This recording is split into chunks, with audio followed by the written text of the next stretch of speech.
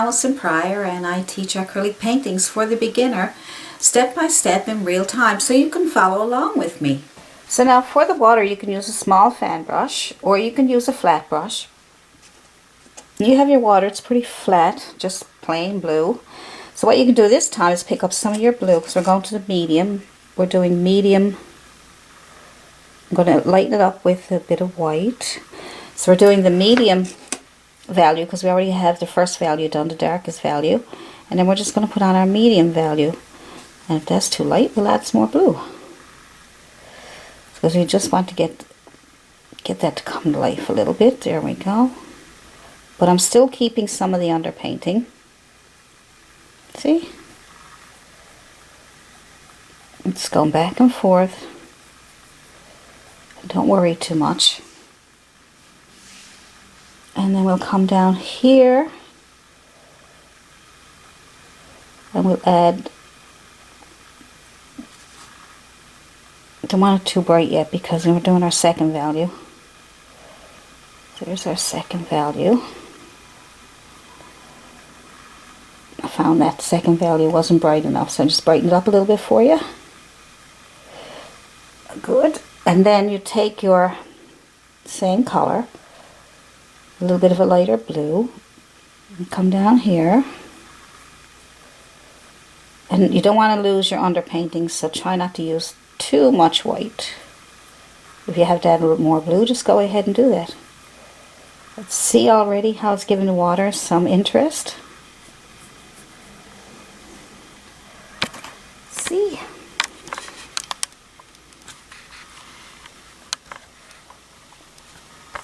now a little bit of white to your blue and back and forth like that. That's all. Just little quick strokes so you can keep your underpainting. Good. See? So already that came alive. It came alive. All right. And you got your little waterfalls here. So you're just gonna touch over and down. Touch over and down, touch over and down. Do the same with this one. Touch over and down, touch over and down. Touch over and down. We'll bring that to life now in a minute. So now see how it's starting to brighten up a little more. You still have some, even when you do your third step, or if you do your final highlight, you can still add more highlights if you need them. But if you do 3 steps, at least you'll have that much started. You won't have to worry about how many times you have to go over it. So you just do 3 steps of your very dark first, have it all laid out, and then you do your second value, which is your second step, and highlight your subjects, your grass and rocks and trees and everything, and water. We got your grass, rocks and trees and hills. We got all kinds of things going on there. And then you do a third step. So let's do our third value. Now I darkened up the trunks here just to show you your first value, and let's do the trunks next, just to show you your second value on your trunks. So you got your dark value first, and then you want to highlight that. So I'm going to add a little bit of brown because I got my trunks in a brownish color. So whatever your first value is, then just brighten it up with yellow or white, and then put on some highlights. I'm using a fan brush. You can use a flat brush, flat chiseled edge brush, synthetic or Sable. Alright, so that's your second value on your trunks. There we go. So I just used my brush, my fan brush, and I used it this way, vertical, and I went up and down, just put a little bit on. I didn't put a big lot on because I don't want to lose my underpainting. Now let's do our third step, or our third value, and just see the difference that's going to make on your trees first. So we're going to do all our, we'll call it our final step, and I'm going to use the same brush that I used on my trees, and this time I'm going to add more yellow. maybe a little bit of green. I don't want it to be just a bright blobby yellow. Okay, so it's pretty bright, and I'm just going to dab gently. Because the light is coming in from the right, I'm going to concentrate more on the right side, and I'm going to leave the back dark. And see how these brushes give you those nice textured trees? See, just by doing that brings it to life. And whatever's left over on your brush, you don't need any more paint, just move back a little bit. That's it. Good. Now we'll try the other one. Just on the very edge first, because that's where the sun is. The sun is out here, shining on the tree. So just do the very edge where the sun is coming in, and just tap it on. And this you can shape up a little better. If it didn't shape up good enough for you, I'm just tapping very gently, okay? And then I don't put any more paint on my brush because I want to move back a little bit to bring it out even more. But I wanted to separate those trees. So see how that brought it to life again? Let's try the grass. So with the grass, I just add some yellow to my brush. And it was too yellow, just add a little bit of green to it. And I'm gently tapping on the very top of my grass. And I'm not going to get any more paint. There we go. And you go into shape of the land. Go down over the little edge there. I'm keeping my second underpainting and my first underpainting. And I'm getting a little bit, if I run out of paint, if you run out of paint, you can get a little bit more, but be gentle when you're tapping.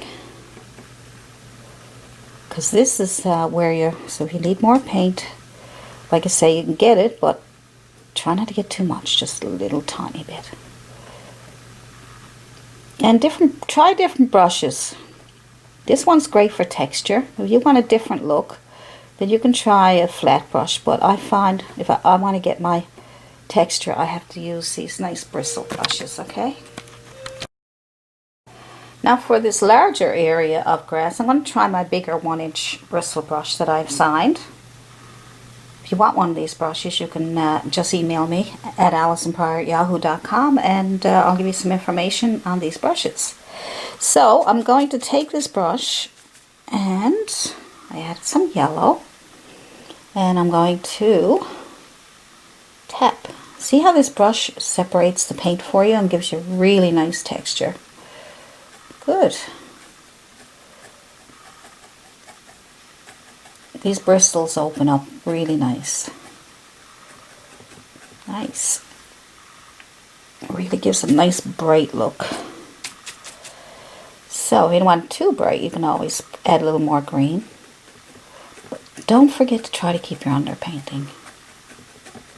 So as we get down here, you don't want it to be as bright as the top. We're going with where the sun is. So always think in your mind, where is the light coming from? That helps. That helps you decide where to put most of the light, okay? See how pretty that is already? This is our third step. Good. So for those little background trees there, I'm going to try to bring those to life by adding a little green and yellow and to brighten them up. And if you use the fan brush to get those trees, you go back to your fan brush so you can get those tops. You want to get the tops. Now the light is coming in over here, so let's try and get that. And use a fan brush if you, or a regular brush, you know, flat brush if you want. I'm just using the corner brush.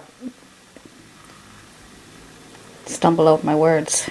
I'm just using the corner of my brush to get a nice effect. Just tap, tap, tapping. As it comes down, I want to get a little darker. I'm going to put a little top right here to say there's a little third one. A little tree in the back there. A little tree back here. Because it looks like there might be a tree back here.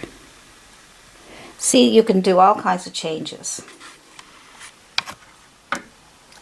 You can add things, take away things.